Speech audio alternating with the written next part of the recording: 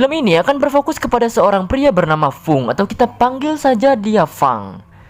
Ia terlahir dari keluarga yang miskin atau bisa dikatakan biasa aja gitu. Lalu datanglah ibunya yang membantunya untuk mengurus daging bebek tersebut. Ya, ibunya adalah tukang daging bebek.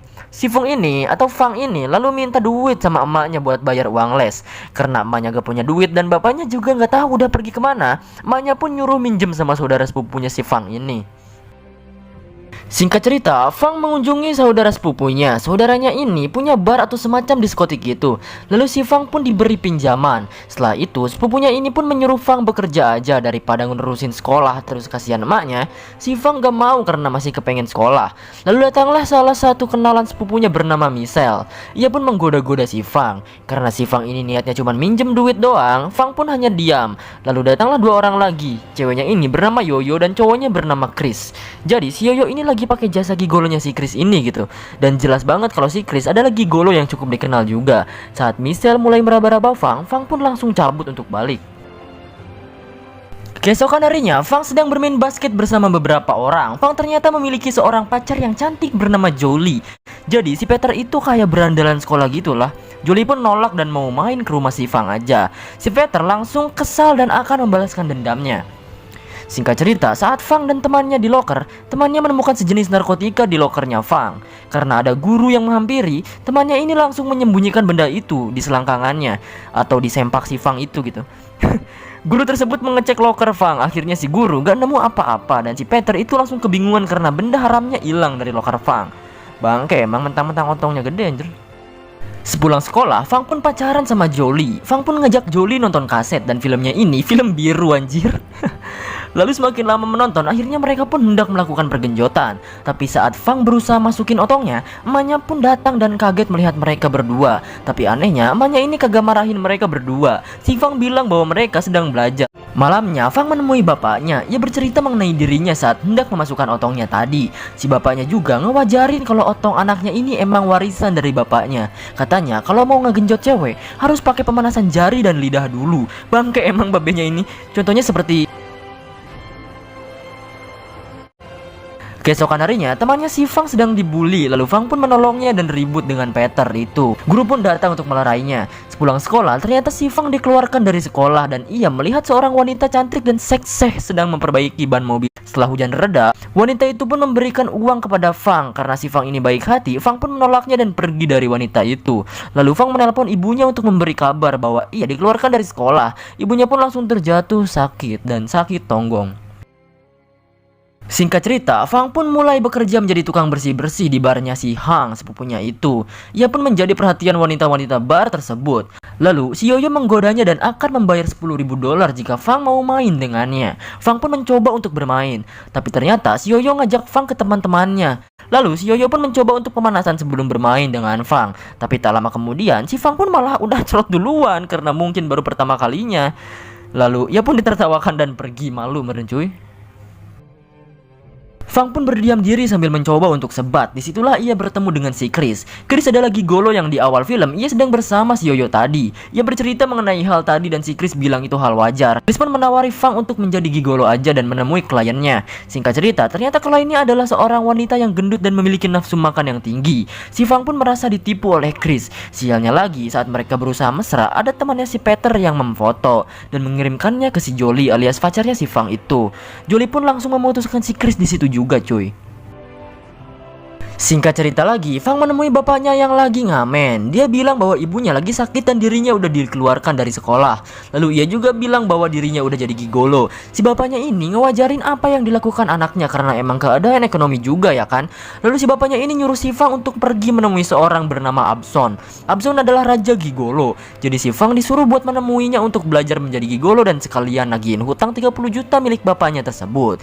Malamnya, Fang menemui Yoyo. Si Yoyo pun jadi judes jutek karena pelayanan kemarin si Fang, karena udah cerot duluan sebelum si Yoyo puas. Yoyo pun menyuruh Fang pergi aja ke tempat Michelle karena Michelle lagi butuh jasa gigolo.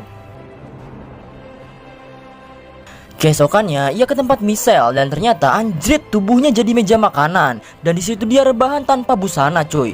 Lalu Michelle dan teman-temannya makan bersama. Terus ada nenek-nenek nih ya, dia pengen makan. Malah gigit otongnya si Fang anjim. Singkat cerita, Fang pun telah selesai bekerja menjadi gigolo di tempat Michelle. Ia pun berjalan pulang sambil menangis. Malamnya, ia menemui salah satu temannya. Ia bercerita mengenai dirinya yang jadi gigolo. Temannya ini bilang kalau jadi gigolo harus jadi keren, rambut tertata rapi, pokoknya jangan culun deh. Lalu temannya ini juga merekomendasikan untuk pergi ke salonnya si Abson. Tak perlu lama-lama, Fang pun ke salon si Abson. Ia bertemu dengan anak buahnya si Abson dan memintanya untuk menunggu. Karena lama terus nunggu sampai malam, Fang pun menunggu dengan sabar. Anak buahnya si Abson pun ngajak ke bar. Lalu anak buahnya ini memberinya semacam apa ya, yang kayak vape tapi pakai tabung itu. Lupa namanya cu. Pokoknya si Fang langsung teler dan ngefly cuy. Lalu si ceweknya ini pun ngegenjot si Fang dengan keadaan teler. Lalu setelah itu Fang pun bisa menemui Abson dan tanpa basa-basi ia pun menanyakan perihal pergi goloan. Lalu si Abson pun memberi beberapa quotes. Anjay quotes. Lalu selain itu, Fang juga menanyakan soal hutang ayahnya juga. Fang juga sedikit emosi dan gak mau bayar karena ayahnya Fang juga katanya kalau dilihat-lihat dari belakang banyak hutangnya juga sama dia. Singkat cerita, Fang pun menemui ayahnya yang lagi ngegembel dan menceritakan bahwa Abson gak mau bayar utangnya. Lalu beberapa orang pun datang untuk menagih utang kepada ayahnya Fang. Karena gak punya duit, mereka pun ribut dan kejar-kejaran. Lalu ayahnya pun dibacokin sama mereka sampai modar dan tak sadarkan diri cuy. Fang pun menemui Abson lagi dan meminta uangnya. Lalu Abson pun ngajak ribut dulu. Kalau menang nanti dibayar. Sayangnya Fang selalu kalah dari pertarungannya. Setelah itu Fang dan Abson pun mengobrol. Abson menunjukkan bakatnya yang aneh, yaitu mengambil pil dari dalam gelas. Ia pun menjulurkan lidahnya dengan ajaib. Fang pun minta ajarin gimana caranya gitu. Lalu Abson pun memberitahu bahwa supaya nanti pas disewa sama cewek enak, Fang pun harus berlatih dengan koin, menjilati koin tersebut sampai tidak jatuh dari kaca. Fang pun melatihnya terus-menerus. Singkat cerita, Fang benar-benar mulai serius menunjukkan hasil latihannya kepada Abson dan akan dipraktekkan kepada anak buahnya si Abson. Lalu hasil latihannya pun benar-benar manjur dan si Abson pun bangga. Anjay. Fang pun langsung ke bar dan menemui Yoyo, lalu ngajak Yoyo untuk bergenjotan. Terus Yoyo pun langsung terkapar lemas karena permainan si Fang itu. Fang pun benar-benar menjadi gigolo yang banyak dipesan. Singkat cerita, Michelle juga memesan si Fang dan seperti biasa, si Fang pun bergenjotan sampai si Michelle puas. Singkat cerita, Fang antar teman gigolonya untuk casting film Raja Gigolo. Karena temannya ini gak cocok, sutradara itu pun meminta untuk Fang menggantikan casting temannya. Alhasil Fang lah yang terpilih dan ternyata si sutradaranya ini adalah wanita yang di awal film yang dibantu oleh Fang tadi untuk memasangkan ban mobilnya itu. Lalu Fang pun mulai berkegiatan di dunia perfilman. Singkat cerita lagi nih lur, si cewek sutradara ini bernama Chouli. Jadi si Chouli ini ngajak si Fang ke pesta temennya dan pura-pura jadi pacarnya. Akhirnya si Fang pun mau. Keesokannya mereka pun berpesta dan bermesra-mesraan. Tapi ternyata temannya si Chouli ini adalah si Peter, yaitu teman sekelasnya si Fang saat di SMA yang suka ngebully itu. Mereka pun minum-minum sambil ngobrol. Makin lama obrolan makin teler alias ngefly cuy. Si Fang rasa ada yang aneh dan pergi ke WC. Lalu ia pun memuntahkan apa yang ia minum dan berusaha untuk tidak teler lagi. Di lain tempat si Peter membawa Chouli yang sedang teler parah ke kamarnya dan berusaha memperkosanya. Beruntung si Fang langsung membeletakkan sebuah besi ke kepala si Peter sampai kejar-kejar dan memfoto kanjutnya si Peter yang ternyata cuma 1 cm. Dia pun bilang bahwa otot si Peter cuma segede ceker ayam anjir. Lalu Fang pun membawa pulang si Chouli. Di jalan setelah Chouli sadar, ia pun langsung menjelaskan perihal tadi. Singkat cerita, si Fang dan Chouli udah jadian. Si Chouli ngajak ke rumahnya untuk bertemu keluarganya. Ia pun dikenalkan dengan ayahnya yang bernama Pak Ben. Lalu tak lama kemudian datanglah istrinya yang ternyata adalah Michelle alias langganan si Fang. Fang pun kaget dan si Michelle juga sama. Mereka pun menutupinya sementara dan melakukan makan malam. Michelle pun minta Fang untuk menemuinya dan mereka pun membahas perihal masalah ini. Si Fang udah mutusin kalau dirinya bakalan jadi aktor dan gak akan jadi gigolo lagi. Sedangkan si Michelle tetap kekeh gak mau karena dia nyewa si Fang bukan cuma untuk kepuasannya saja, tapi dia juga mencintainya dan gak rela kalau Fang sama anaknya jadian. Dan Fang pun meninggalkannya. Keesokan harinya, si Fang jujur sama Chouli kalau dia sebenarnya adalah gigolo beneran. Tapi karena kekuatan cinta alias cinta, si Chouli pun gak ninggalin si Fang.